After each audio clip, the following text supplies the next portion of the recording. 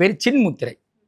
இந்த முத்திரையில் உட்காரும்போது நம்முடைய இரத்த நாளங்கள், நரம்பு முடிச்சுகள், எலும்பு மண்டலம், தசை மண்டலம் இவை எல்லாமே ரொம்ப சீராக இயங்குது.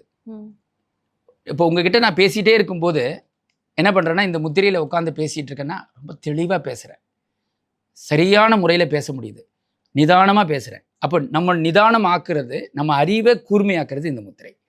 இந்த முத்திரை அப்படிங்கிறது எதோட தொடர்பு படுத்துதுன்னா, நம்ம உடம்புல இருக்க உள் உறுப்புகளை தொடர்பு படுத்துது.